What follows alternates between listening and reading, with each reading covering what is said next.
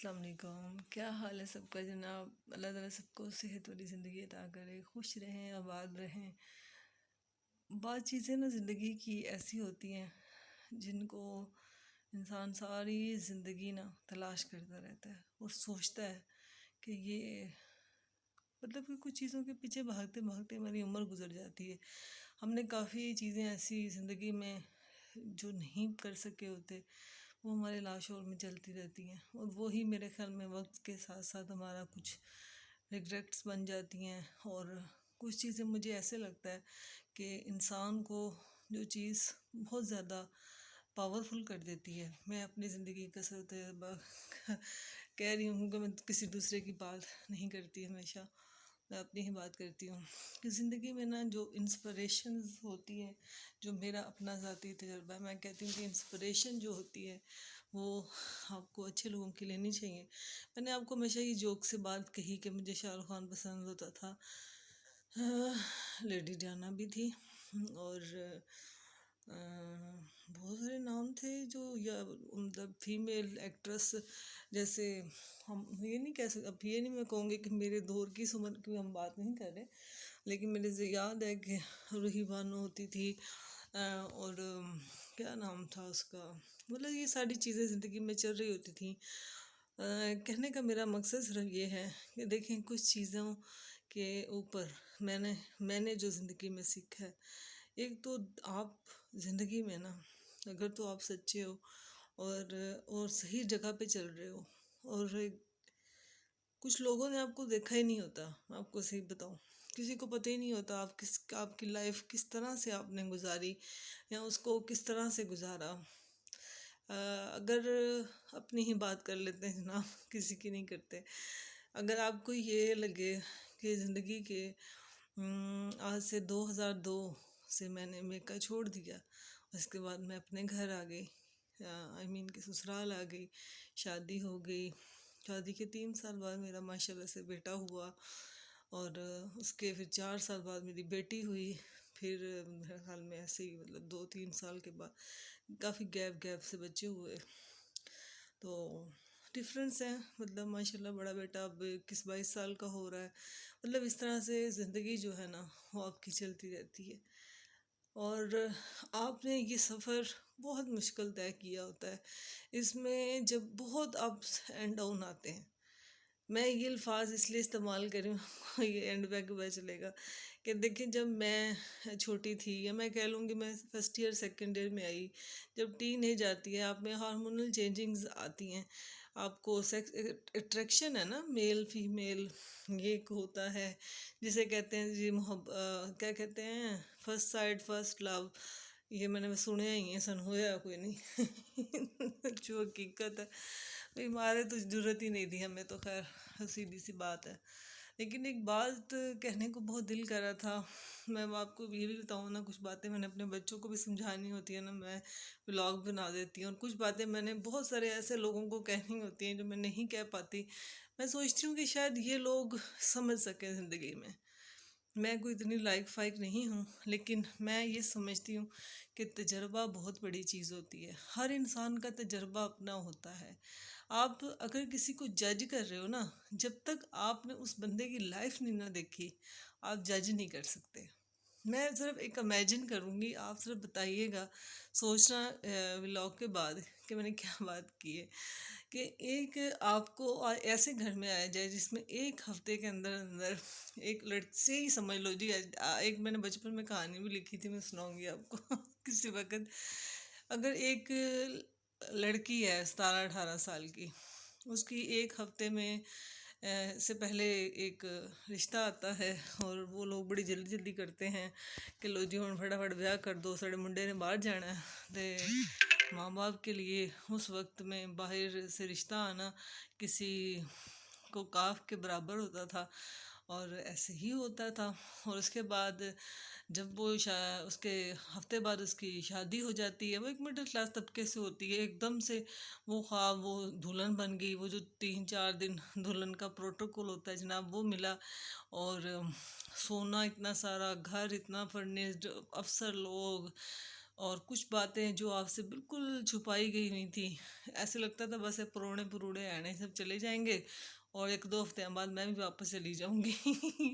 ये ज़िंदगी को समझ के लेके चलने वाला लोग। और उसके बाद पता चला कि ये तो सारी कहानी ही और है, ये तो ज़िंदगी ही और है, ये तो बड़ी टफ लाइफ है, ये मैं कैसे फेस कर सकती हूँ। और ये अल्फाज जो मैं अब इस्तेमाल कर रही हूँ, यकीन करें कि मैं उस दौर में इस्तेमाल करती हुए डरती थी, बाकायदा डरती थी। मुझे डर लगता था, मैं अम्मी से बात नहीं कर सकती थी। बस मुझे इस चीज़ का अफसोस होता है कि मैं ना, जब भी किसी, मैं मेरे दिल में आता है कि मैं जब भी किसी बहन भाई से मिलती थी ना, या अम्मी से मिलती थी, तो मैं रोती बहुत थी। तो अब मेरे बच्चे, कभी मैंने देखा है मेरे बड़े बेटे में ये बात आई है, वो बहुत ज़्यादा स्ट्रेस में होता है ना, बाज़ का मैं एक हफ्ता उससे वो मुझसे नहीं मिल पा रहा होता। जैसे पेपर्स चल रहे हैं तो उधर है 3 बजे आना, फिर सो जाना, फिर मैं सो जाती हूँ, फिर वो उठ जाते हैं, मतलब कुछ ऐसा सिस्टम बन रहा होता है। तो जब उसको स्ट्रेस होता है ना, तो मुझे पता चल जाता है। जब मैं उसको पास बिठाती हूँ तो वो रोना शुरू कर देता है, तो मुझे समझ आ जाती है। मुझे ये बड़ी तकलीफ़ होती है सोच के कि आखिर माँ बाप बच्चों की तकलीफ़ को क्यों नहीं समझते, क्यों नहीं समझ सके कि ये क्यों रोती है इतना ज़्यादा। हम इसको रोक लें, हम इसकी ज़िंदगी को बचा लें। खैर, ज़िंदगी को लेके चलना और माँ बाप की इज़्ज़त वेरी इम्पोर्टेंट।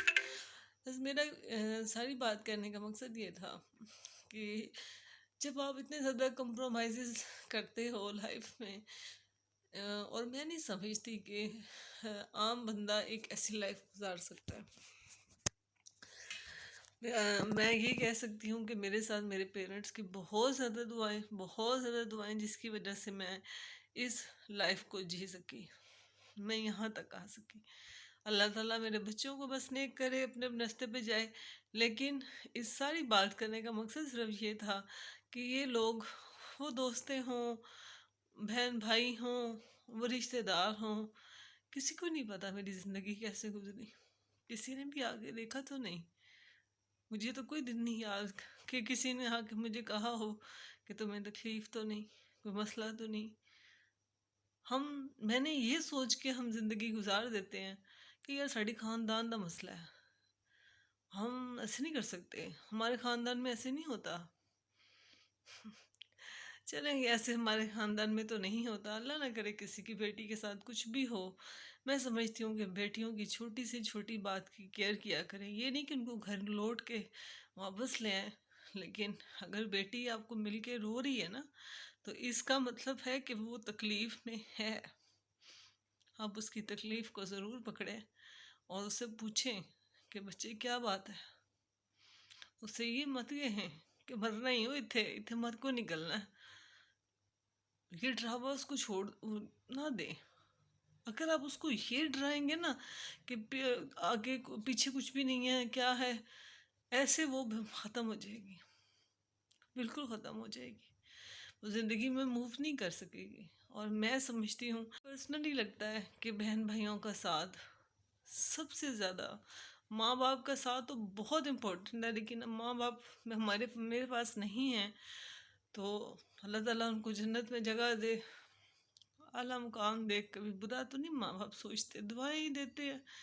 और ये सिलसिला भी टूट जाता है, फिर टूटा तो अगर ये बहन भाई एक दूसरे का मिलके साथ दें, तो मुझे लगता है कि हमारी ज़िंदगी आसान हो जाती है।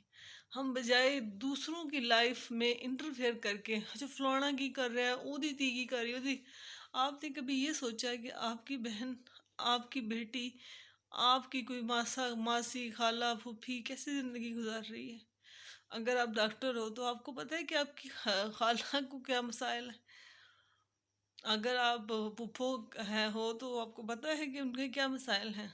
मैं ये सारी बातें उन लोगों के लिए कर रही हूँ, ये जो लोग कहते हैं ना, वो फलाने मुंडे ने, वो पता नहीं क्या बच्चे का नाम था, इंडिया का यंग ही था, जिसने सुसाइड कर ली थी। मतलब उसने सुसाइड कर ली थी, मुझे सही याद नहीं है। उसने सुसाइड कर ली। हम देखो, सुसाइड करना वाला शख्स, सोचो कि उसकी क्या इंतहा होगी। इतना खूबसूरत शख्स, इतनी अच्छी मतलब एक्टिंग कर रहा है, फुल एनर्जी होती थी हर चीज़ की उसके मामले में, मोहब्बत में भी, फाइटिंग में भी, और उसकी दोस्ती बहुत अच्छी थी। लेकिन वो इंसान ज़िंदगी को छोड़ गया। अब मुझे आज तक इस बात की समझ नहीं आती कि आखिर खुदकशी कैसे इंसान पहुंच जाता है।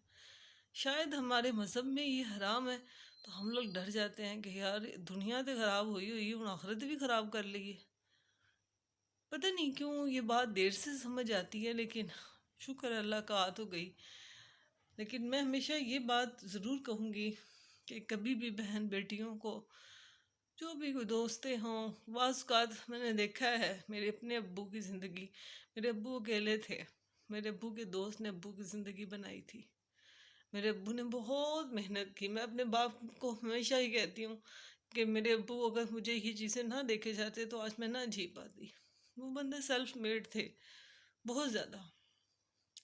अब मैं कभी कोई गलती करती हूँ ना, सही बता रही हूँ, जब कोई गलती होती है ना मुझसे, तो पहले नहीं आता था, अब होता है। अब मैं सोचती हूँ कि या अल्लाह, मेरे अब्बू को कितना दुख होगा, या एक ऐसे हो सकता है कि मरने के बाद मैं उनकी बेटी नहीं रही। जब आप कुछ गलत काम आपसे हो जाता है, या कोई आप किसी के साथ कोई बदतमीजी कर लेते हो, या बच्चों को फौरन से याद आता है कि यार अब्बू ने तो कभी नहीं ऐसे किया था। मेरे अब्बू मेरे बारे में क्या सोचेंगे कि मैं अपनी बेटी को ये सिखाया था। वहाँ पे इतना ही कहना चाहूँगी कि जहाँ तक हो सकता है, किसी पर उंगली उठाने से बेहतर है, अगर आपको लगता है कि आप उस बंदे के साथ इजी नहीं हैं, या आपको कुछ मसाइल हैं, तो आप उस बंदे को हर्ट मत करें। मैं आपको ये बताऊं, उस इंसान को हर्ट करने के बजाय अगर आपको कोई मसला है तो आप चुप करके साइड पे हो जाएं, मत बोलें, ना रिस्पॉन्स दें। लेकिन उनको उसको अल्फाज की मार देकर उसको ज़िंदगी को जहन्नुम मत बनाएं, क्योंकि आपका रोल उसकी ज़िंदगी में कोई नहीं है। उसने अपनी ज़िंदगी की जंग खुद लड़नी है, इसलिए आप अपनी ज़िंदगी की जंग अपने घरों में लड़ो।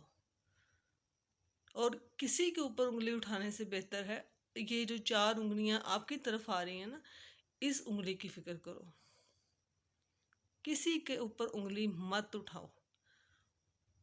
जो सफ़र किया होता है जिसने, वो उसको पता होता है। ये इर्द गिर्द की बातें सुनकर जिंदगियों को बसर करने वाले लोग, मैं ऐसे लोगों पर लानत डालती हूँ। मैं कहती हूँ तो इससे बड़े कोई मुनाफिक और गंदे लोग ही नहीं हैं, जो किसी की जिंदगियां को बगैर देखे किसी के ऊपर इल्ज़ाम लगा देते हैं। किसी को कुछ भी नहीं पता होता, सिर्फ 4 लोगों के इर्द गिर्द से बातें सुनने के बाद आप उसके ऊपर उंगली उठा लेते हो। आप उसके क्या लगता है, चलो ठीक है, कुछ भी रिलेशन है, कोई भी बात है, आपको लगता है भी मैं इनकम्फर्टेबल नहीं हूँ, तो यार तू जा परे, नहीं कंफर्टेबल तो इसका बेस्ट हल है ना, आप अपने घर में अपने घर राजी, तो आप किसी को टीस क्यों कर रहे हो? आप उसकी लाइफ को मुश्किल क्यों कर रहे हो? आप उसको दिल में दवा दो, बद दवा दो, जो भी दो, आप अल्लाह के साथ बात करो। आप अगर कंफर्टेबल नहीं हो, तो आगे कौन सा आप उसके घर बैठ के उसको रोटियां खिला रहे हो? तो आप चुप करके साइड पे हो जाए। लेकिन मैं समझती हूँ एंड में सिर्फ इतनी सी बात है कि अगर आप किसी के साथ, मेरी ज़िंदगी, मैंने जो चीज़ नहीं की मिली मुझे ज़िंदगी में, मैंने बहुत दी लोगों को। मैंने बहुत से ऐसे लोग जो मेरे बहुत बड़े बड़े दुश्मन थे, यकीन करें ज़िंदगी में दुश्मनी लफ्ज़ इस्तेमाल करूँगी, जिन्होंने मेरी ज़िंदगी का कख नहीं छोड़ा, मैं उनके साथ खड़ी हूँ। मैं आज भी खड़ी हूँ उनके साथ, मैंने कभी उनको अकेला नहीं छोड़ा। मुझे ऐसे ही लगता है कि अगर मैं अकेला छोड़ दूंगी तो ये बहुत ज़्यादा और ज़्यादा मुसीबत में पड़ जाएंगे। लेकिन शायद यही लोग मेरी बख्शिश का ज़रिया बनेंगे। जो लोग मेरे दुश्मन हैं और मैं ही उनके साथ खड़ी हूँ, ये लोग मेरी शायद मेरी बख्शिश का ज़रिया बन जाए। मैं इनकी तकलीफ़ों को अपने हद तक अंदर रख कर खुदा से माफ़ी मांगूँ तो शायद मेरी मग़फ़िरत कबूल हो जाए। लेकिन मैंने कभी किसी को बुरा नहीं कहा। मैं हमेशा यही सोच के अपने आप को पावर देती हूँ कि अल्लाह ताला के हाथ में सब कुछ है। उसकी ज़ात बड़ी बेनियाज है, वो सबको नवाजती है। आप बस थोड़ा सा वेट करें, ऊपर ही जाना सब ने। इसलिए मैं ये बात कर रही हूँ कि मैंने ये फेस बहुत ज़्यादा की हैं, लेकिन मैं आपको सिर्फ इतना एंड पे कह रही हूँ कि किसी की ज़िंदगियों को आप लोग अंडर एस्टिमेट मत करें। अगर आपको कोई मसला लगता है, वो कोई दोस्त है ख़ास तौर पे, तो जनाब अपने घर जाओ, राज़ी रहो, खुश रहो। आपको क्या पता वो कैसी ज़िंदगी है, किसी की क्या है, इस चीज़ पे बात नहीं करो।